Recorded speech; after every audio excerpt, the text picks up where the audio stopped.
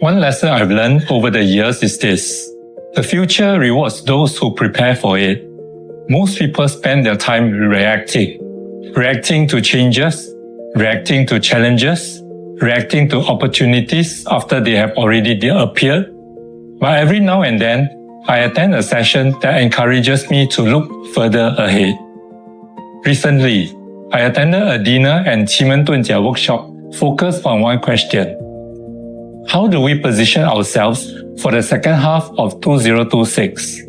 The evening wasn't simply about ancient wisdom. It was about understanding ourselves, understanding the environment around us, and recognizing where the next opportunities may emerge. And I thought some of the lessons were worth sharing.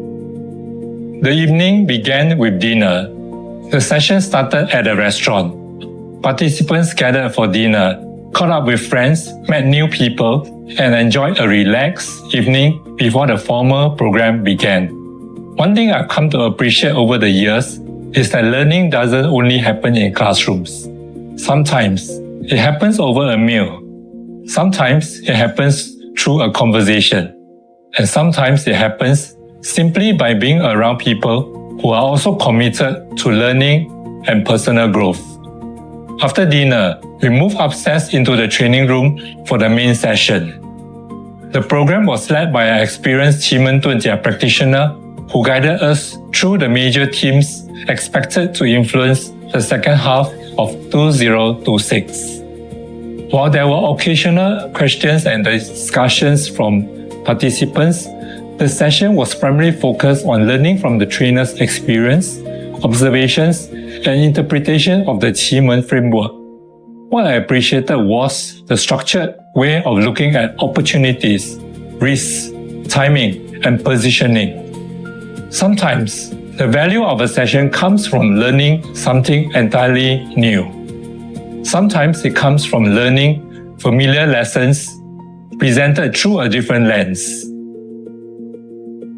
One principle discussed during the session resonated with me. Before looking at ourselves, we first look at the environment. Because no matter how capable we are, we do not operate in isolation. We operate within an economy, an industry, a market, a business environment, a network of relationships. Understanding the environment helps us understand where opportunities may exist and where challenges may emerge. The discussion highlighted 5 major themes expected to continue shaping the second half of 2026. Cash flow discipline, talent evolution, strategic partnerships, trust and reputation. These are not just business themes, they are life themes. The ability to leverage technology, the discipline to manage resources wisely, the willingness to continue learning and adapting, the ability to build strong partnerships, and the reputation we build through our actions over time. These factors increasingly influence who succeeds and who struggles. The trainer repeatedly brought the discussion back to a simple principle. Before deciding where to go, first understand the landscape you are operating in. Because even the best strategy can struggle in the wrong environment. And sometimes, a small adjustment in positioning creates a much bigger result than simply working harder. Another area covered during the session was the 5 elements. Each person has different natural tendencies, strengths, growth patterns, and challenges.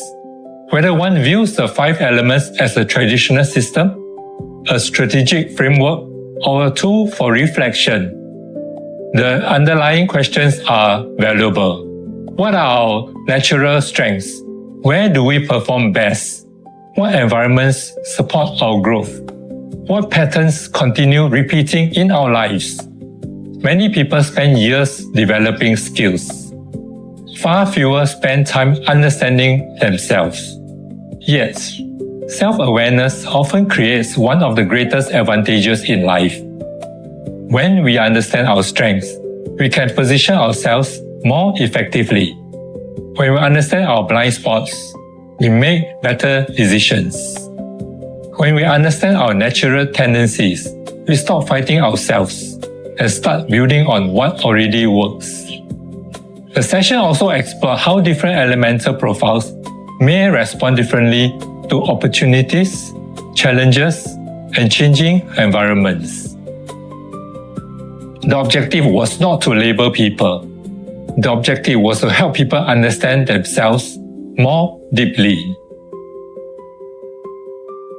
The trainer also introduced the concept of 8 doors, one of the key components within Qimen Dunjia. Each door represents different forms of human interaction, communication, opportunities, influence, challenges, and outcomes. What interests me most was how these concepts can be translated into practical business and life situations. Because success is not only about capability, it is also about understanding people, understanding motivations, understanding relationships, and understanding how opportunities often emerge through human connections.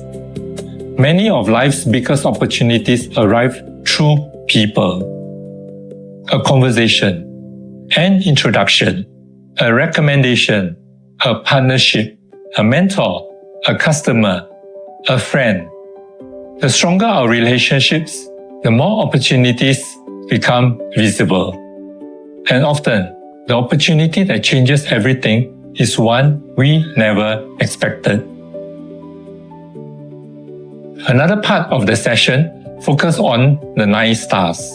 The trainer explained how different stars represent different forms of energy, tendencies, strengths, opportunities, and challenges. What I found particularly interesting was how these concepts encourages us to think beyond our immediate circumstances.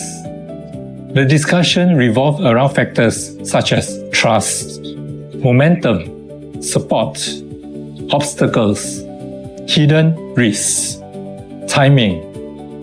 As I listened, I found myself reflecting on something important. Many people ask, can I do this? Perhaps a better question is the environment supporting this? Do I have momentum? Do I have support? Am I overlooking risks? Is this the right timing? Success is not always about pushing harder. Sometimes success comes from recognizing when conditions are favorable. Sometimes success comes from patience. And sometimes success comes from avoiding a mistake before it happens. These principles apply whether we are making business decisions, investment decisions, career decisions, or life decisions. One thing I found fascinating about the Qimen framework is that it does not focus on a single factor. It combines multiple perspectives: the doors, the stars, the deities, the chart, the environment, the relationships, the opportunities, the timing, the support available, the obstacles present, the momentum behind an idea. The objective is not prediction. The objective is perspective. The goal is to see a broader picture before making important decisions. When viewed together, a clearer picture begins to emerge. Not certainty, not guarantees, but greater awareness. And awareness often leads to better decisions. And better decisions repeatedly, consistently over time leads to better outcomes. The biggest lesson I took away from the evening wasn't actually about Qimen Dunjia. It was about preparation. The future belongs to people who prepare for it. Nobody knows exactly what the next 6 months will bring. Nobody knows what opportunities will appear. Nobody knows what challenges may emerge. But we can improve our ability to make better decisions. We can improve our awareness. We can improve our understanding of ourselves. We can improve our understanding of the environment around us. That to me is the real value of continuous learning. Not prediction, but preparation. Not certainty, but awareness. Not knowing everything, but seeing a little further ahead than before. As I grow older, I appreciate lifelong learning even more. The world continues changing. Industries continue evolving. Technology continues advancing. Opportunities continue shifting. Those who continue learning continue growing. Those who continue growing remain relevant. And those who remain relevant create more options for themselves and the people around them. That is one of the reasons I continue attending workshops, seminars, talks, and learning sessions. Not because every session changes my life, but because every session adds something. Sometimes it is a new idea. Sometimes it is a new perspective.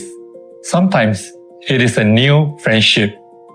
And sometimes it is simply a reminder of something I already knew but needed to hear again. Learning is not an event. Learning is a lifelong journey. And perhaps that becomes even more important in the second half of life.